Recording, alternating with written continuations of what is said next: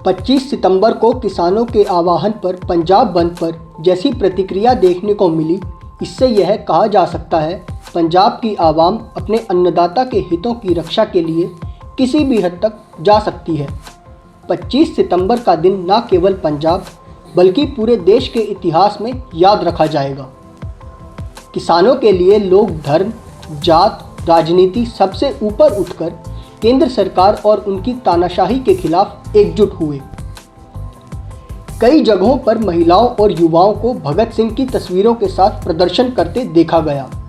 अंधेरे और अंधेरगर्दी के इस समय में जब जनता से हर ओर से केंद्र सरकार की गलत नीतियों के कारण पिस रही है, पंजाब में भगत सिंह की तस्वीर लिए यह प्रदर्शनकारी उम्मीद की किरण है। इन तस्वीरों को देख यकायक पंजाबी के क्रांतिकारी कवि अवतार सिंह संधू की वह कविता याद आती है जिसमें उन्होंने कहा था, भगत सिंह ने पहली बार पंजाब को जंगलीपन, पहलवानी व जहालत से बुद्धिवाद की ओर मोड़ा था। शायद भगत सिंह एक बार फिर पंजाब के भटके हुए युवा को उसकी क्रांतिकारी विरासत से जोड़ सकें। मोदी सरकार के कृषि कानून अंग्रेज़ों की ईस्ट इंडिया कंपनी के काले कानूनों से कुछ कम नहीं है। ऐसे में न सिर्फ पंजाब को बल्कि पूरे देश को भगत सिंह बनना होगा। भारत के किसानों के लिए यह करो या मरो की लड़ाई है। यह बिल जिनको लोकतंत्र की धज्जियां उड़ाते हुए केंद्र सरकार द्वारा कानून बनाया जा चुका है, किसानों से न सिर्फ उनके अधिकार बल्कि उनका आत्मसम्मान भी छीन लेंगे। संसद से सड़क तक भारी प्रतिरोध के बावजूद जिस जल्दबाजी में केंद्र सरकार द्वारा इन बिलों को पास किया गया, इससे यह स्पष्ट होता है कि दाल में कुछ काला जरूर है। क्योंकि यदि भारत की शासन व्यवस्था इतनी चुस्त होती तो भारत का किसान आत्महत्या करने को विवश नहीं होता। इन कानूनों को लेकर भगत सिंह की कही बात सटीक बैठती है।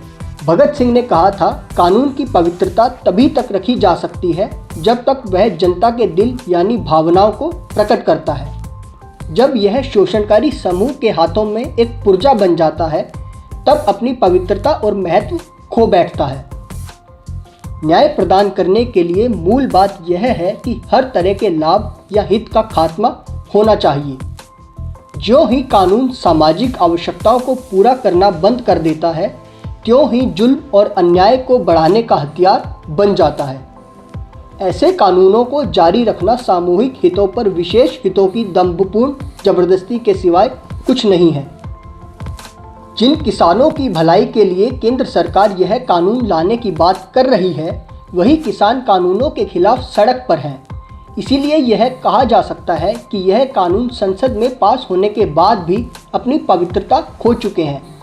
यह कानून सिर्फ पूंजीपति के हाथों किसानों के शोषण के हथियार के रूप में काम करेंगे। इन हालातों में इन कानूनों का विरोध करना ही भगत सिंह की विरासत को जिंदा रखना होगा। पिछले दशक में दुनिया भर में कई ऐसे प्रमाण मिले हैं जिनसे यह कहा जा सकता है कि यदि आवाम ठान ले तो शासक कितना ही ताकतवर क्यों ना हो, उसे घुटने टेकने ही पड़ते हैं। इस वीडियो में हम आपको दुनिया भर से ऐसे ही कुछ उदाहरणों के बारे में बताएंगे। सन 2011 इजिप्ट। 25 जनवरी 2011 को शुरू हुए प्रदर्शन धीरे धीरे पूरे इजिप्ट में फैल गए। 25 जनवरी की तारीख कुछ युवा संगठनों द्वारा राष्ट्रपति मुबारक के शासनकाल में पुलिसिया दमन के खिलाफ प्रतिरोध के लिए चुनी गई थी। पूरे देश में धरने, रैली, हड़ताल और प्रदर्शन किए गए।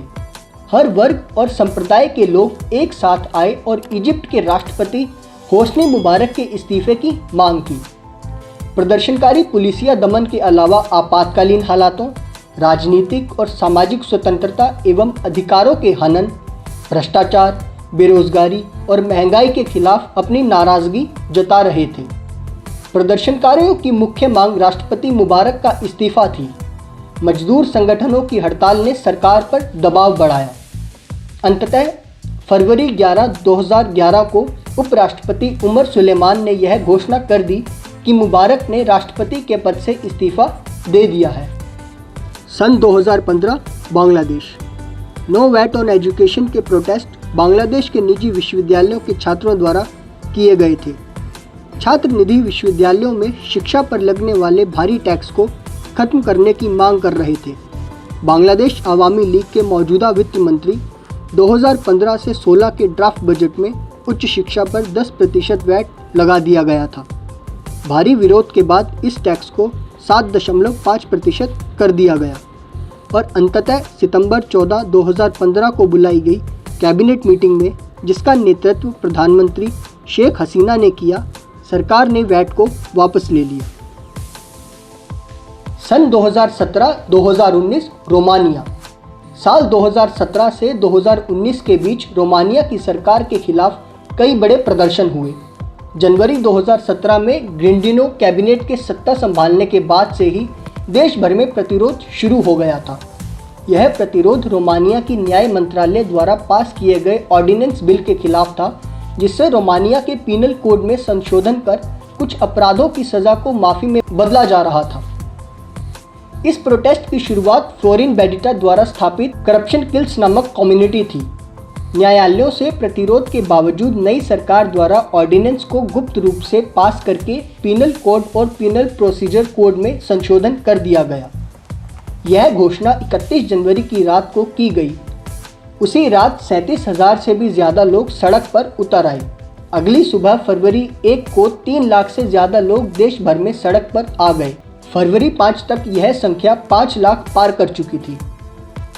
कम्युनिज्म के खात्मे के बाद से बोलीविया में हुआ यह सबसे बड़ा प्रतिरोध बन गया। प्रदर्शनकारियों ने 2017 में ही सरकार को ऑर्डिनेंस वापस लेने पर मजबूर कर दिया था और फ्लोरिन लॉडेक, जिसने न्याय मंत्री के रूप में ऑर्डिनेंस पेश किया था, उसे इस्तीफा देना पड़ा। सन 2019 बोलीविया। अक्टूबर 21, 2019 से लेकर नवंबर के अंत तक पूरी दुनिया में कई प्रदर्शन और रैलियां की गई। ऐसा 2019 के आम चुनाव में हुई धोखाधड़ी की खबरों के प्रतिक्रिया स्वरूप हुआ। शुरुआती प्रदर्शन शांतिपूर्ण तरीके से हुए, लेकिन कई जगहों पर प्रदर्शनों ने हिंसात्मक रूप भी ले लिया।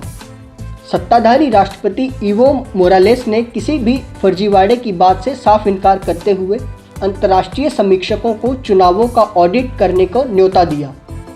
Organisation of American States OAS की ऑडिट टीम बोलीवियन सरकार की मदद से चुनावों का ऑडिट किया। विपक्ष ने इस ऑडिट को यह कहकर खारिज कर दिया कि यह फैसला उनकी सहमति से नहीं लिया गया। नवंबर 10, 2019 को जारी की गई शुरुआती रिपोर्ट में ऑडिट टीम ने चुनाव नतीजों और प्रक्रिया की सत्यता पर सवाल उठाए। बोलीविया में प्रदर्शन आज भी जारी है। प्रदर्शनकारियों ने पूरे देश को बंद कर रखा है।